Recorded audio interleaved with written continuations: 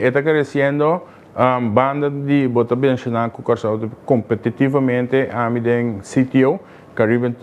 Tourism Organization, cada vez me explica meu colega não também ministro de que eigenlijk den Caribe nós me se competir com outro, nós me se cooperar com outro. De com pessoa den Caribe nós turting solo santo lamang. Então o que nós temos que fazer cooperar com outra pessoa, nós cada tem nosso próprio sabor, nós cada está distinto, então o que nós temos que criar é interconectividade em Caribe para assim o turista pode viajar entre a isla na aqui e ganhar experiência com cada tá diferente riba na mesma oferecer. Então esse é a minha querer seriamente dentro, minha querer que se nós vamos cooperar mais com outro e inter é massa que também direção de Caribe, lo parte riba é isla na de Caribe, então assim nós gente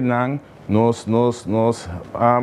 cidadãos na riba país não pode aproveitar muito mais tanto. Descorçou agora aqui está agressivo, verdade, pero a agressividade é cambio de como nós estamos mercadear. É cambio caminho da mercadear está muito mais tangível com ele, muito mais conectividade, muito mais calor humano. Então esse aí é visualizar muito mais tanto com o board, com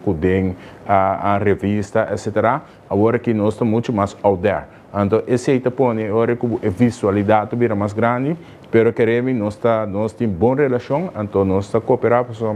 com o bem, a Aruba tem boa experiência de aqui e a Aruba tem boa então a Aruba está avançar, pero o Corsol está sim a totalidade aqui para nós assistir também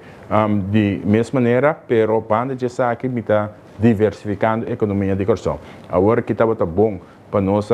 recuperar, crescer, criar culpa de trabalho, porque a pandemia afeta-nos fortemente, mas agora que a economia está dentro do drive, nós também estamos atrás nos National Export Strategy, nos Food Security, é parte de corrente também, e também é parte de porta maritime. Então, nós estamos tratando aqui para assim criar uma economia muito mais resiliente, muito mais estável e muito mais diversificada.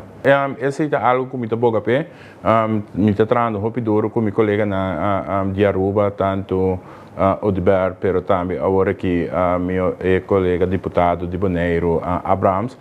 nós estamos na FCC e na Miami junto com a nós já a palavra certo, coisa que nós estamos junto, pessoal, e acaba do mundo de cruising, nós estamos de Dutch Caribbean Experience. Então, esse aí nós temos que desenvolver mais, nós queda de bem junto para nós papéis aqui, então, indubitavelmente, a conexão entre ferry, entre a isla, também gosto de prioridade, se caminho e também se caminho outro colega, pois nós estamos trabalhando aí, pessoal, é relação de irmandade, de família que está exercer entre três islas a bom,